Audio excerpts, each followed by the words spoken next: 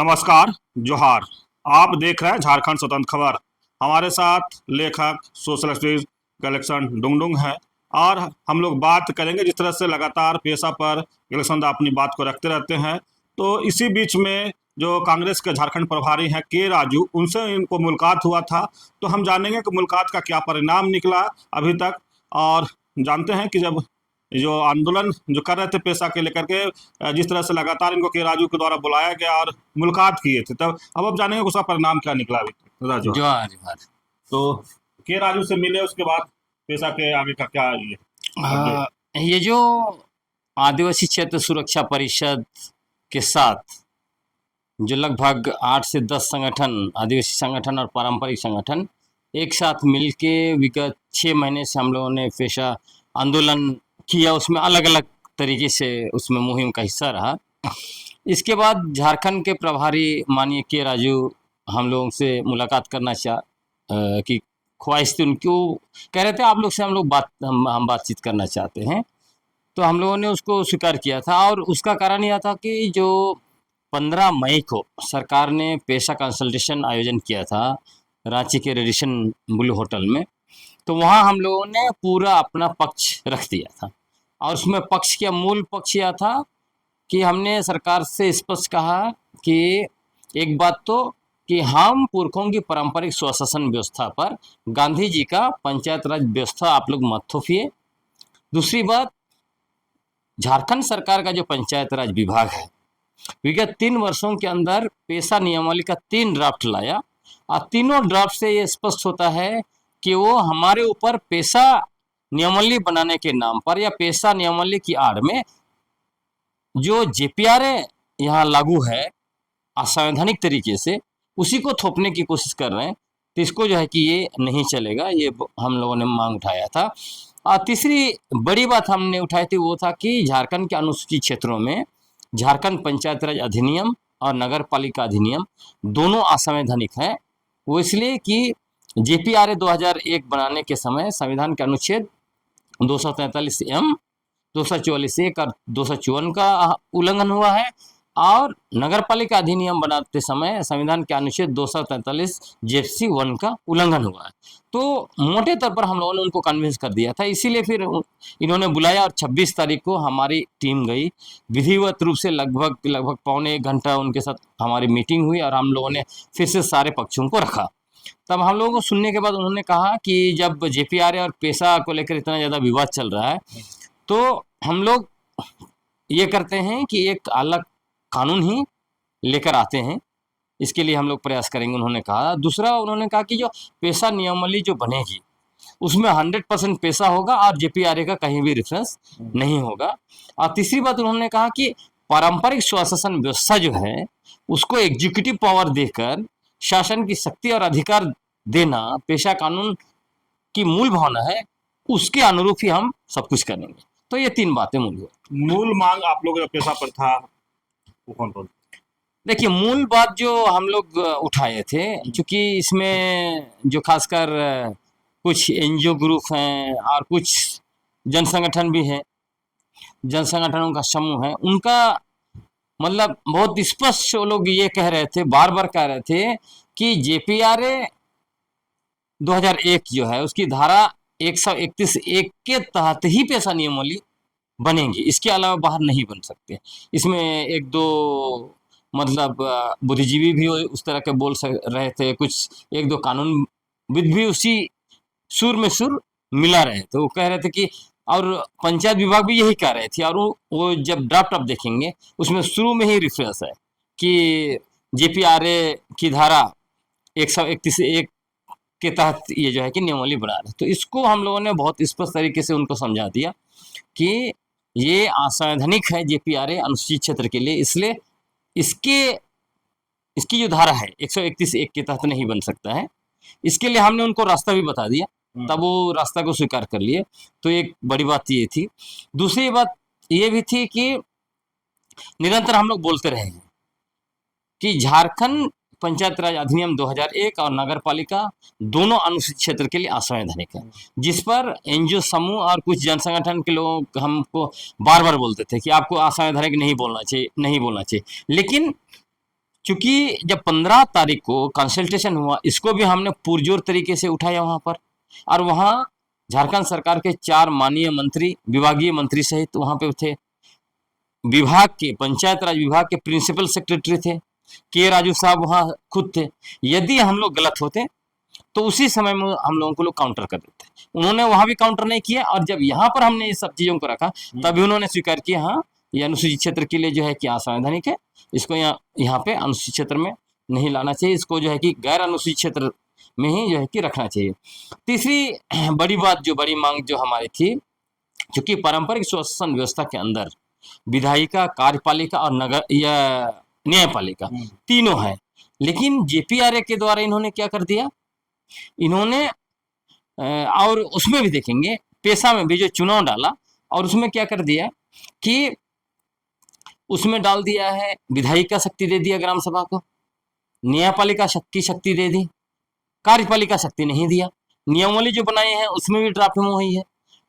कार्यपालिका की शक्ति किसको दे रहे हैं, वो दे रहे हैं पंचायत कार्यकारिणी समिति। तो हमने इसको बिल्कुल विरोध किया कि हम आदिवासियों की पारंपरिक सुशासन व्यवस्था में जब कार्यपालिका शक्ति भी उसमें इनबिल्ट था, तो आप उसको कैसे छीनेंगे, क्योंकि पेशा की मूल भावना वही है।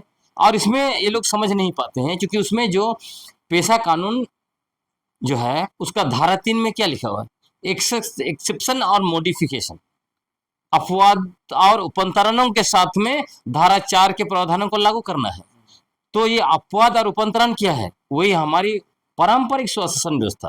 क्योंकि पेशा कानून तो पूरे राज्य के लिए बना गया, देश के लिए बना है ना, तो पूरे देश में 10 राज्य जो हैं, 10 अनुसूचित राज्यों के लिए बना है, तो 10 अनुसूचित राज्य के सभी जगह तो आदिवासियों की व्यवस्था एक ही जैसे नहीं है। यहाँ तो पारंपरिक सुशासन व्यवस्था के बदौलत ही हमारे पुरखों ने ब्रिटिश हुकूमत को चुनौती दिया, और विगत 260 वर्षों से संघर्ष उसी के आधार पर चल रहा है। तो यहाँ की व्यवस्था अलग है। तो वही एक्सेप्शन और मॉडिफिकेशन का उपयोग करते हुए कार्यपालिका की शक्ति आपको वहाँ देना चाहिए। तो हम लोगों ने वहाँ पे जो ये ग्राम पंचायत की कार्यकारिणी समिति था, उसके जगह पर हम लोग उसमें डलवा रहे हैं ग्राम सभा की, पारंपरिक ग्राम सभा की कार्यकारिणी, बस उसको एग्जीक्यूटिव बॉडी आप बोल सकते हैं, समिति हम लोग नहीं बोल रहे, कार्यकारिणी, पारंपरिक ग्राम सभा की कार्यकारिणी। तो उसमें वो सहमत हो गया, और उसमें हम लोग प्रस्ताव दिए हैं कि 7, 9 या 11 लोगों सदस्यों का होना चाहिए। वो गांव की स्थिति को देखे, छोटा गांव बड़ा गांव ऐसा होता है ना, उसके आधार पर। और इसमें क्योंकि बहुत समय में लोग नहीं जानते हैं, तो कहते हैं कि पारंपरिक सुशासन व्यवस्था में आदिवासी है ही नहीं, मतलब आदिवासी महिलाओं के लिए जगह नहीं है, लोग नहीं जानते। अभी खूंटी में बहुत बड़ा प्रोग्राम हुआ जिसमें उनको देखने को मिलता, राजा रानी सब कुछ दिखा, है ना। तो इसमें हम लोग क्या डालवा रहे हैं, जैसे जो पारंपरिक ग्राम सभा की कार्यकारिणी जो होगी, उसमें उसका अध्यक्ष हाथू मुंडा होंगे, और जो उपाध्यक्ष होंगी वो कोई एक महिला होंगी। उसी तरह जो सचिव होंगे, वो चूंकि पारंपरिक में ऑलरेडी वहां पे हैं, सचिव होंगे। उसके बाद सदस्य होंगे, पाहन होंगे, या और भी दूसरे पारंपरिक लीडर हैं तो वो उसके सदस्य होंगे। उसके अलावा कुछ बुद्धिजीवी वहां पे होंगे, सामाजिक कार्यकर्ता होंगे जो अच्छा काम करते हैं गाँव का, तो वो उसमें डाला जाएगा। और स्पेशली खजांची, कोषाध्यक्ष का सुझाव हम लोगों ने महिलाओं को दिया है कि महिला अच्छी तरह से कोष का मैनेज करते हैं, तो उनको कोषाध्यक्ष का पद दिए। उसके अलावा कम से कम 1 या 2 सदस्य और महिला होनी चाहिए। तो इस तरह से महिलाओं की भी भागीदारी बहुत अच्छी तरह से वहां पे होगी, और जिसको इन्होंने स्वीकार किया, तो यह बहुत बड़ा एक तरह से कदम। के राजू से मिले तो क्या आश्वासन मिला कि हाँ कितना दिन में पेशा लागू हो जाएगा? अभी निरंतर हम लोग की बात हुई, सिर्फ 26 को नहीं मिले हैं, उसके बाद में हमने और कुछ बहुत सारे पेपर्स उनको निरंतर दिए हैं।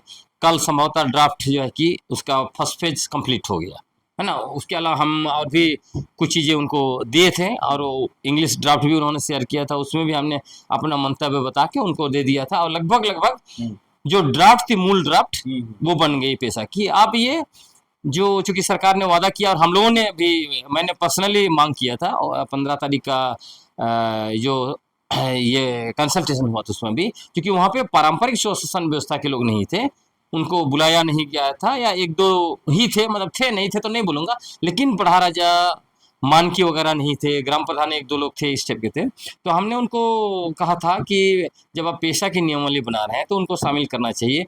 तो उन्होंने मांग स्वीकार किया है कि हर जगह पे जिला स्तर पर कंसल्टेशन करेंगे। तो अभी जो ड्राफ्ट है उसी ड्राफ्ट प्रोसेस से वो लोग जाएंगे, कंसल्टेशन करेंगे, उसके बाद फाइनल आएगा। लेकिन एक तो बहुत अच्छी बात ये हो रही है कि 10 अनुसूचित राज्यों में से ये कहा जाता है कि 8 राज्यों में लागू है, लेकिन उन राज्यों में भी राज्य के जो पंचायत कानून है उसी में उसको डाल के मतलब नाम के लिए पेशा लागू किया गया है।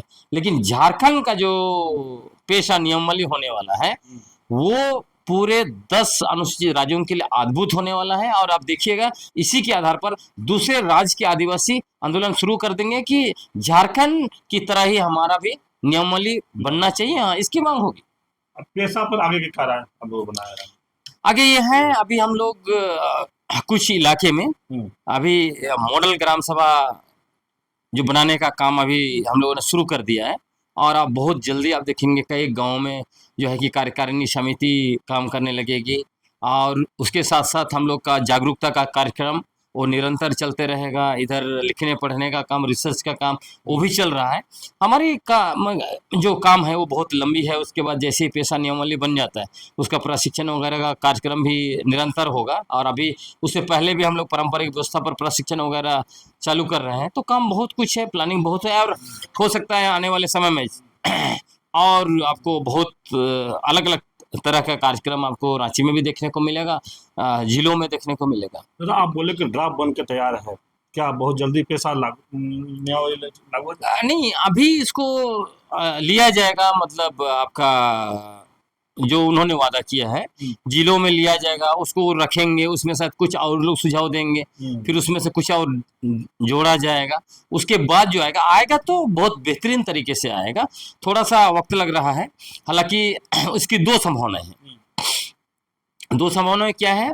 जिस तरह से हमने सुझाव दिया है और उन्होंने स्वीकार किया है, अगर वो एज इट इज अगर कैबिनेट उसको स्वीकार करती है और टीएसी स्वीकार करती है तब तो ये पेशा नियमावली बहुत जल्द लागू हो जाएगा, क्योंकि ये इसका जेपीआरएस से कोई संबंध नहीं होगा।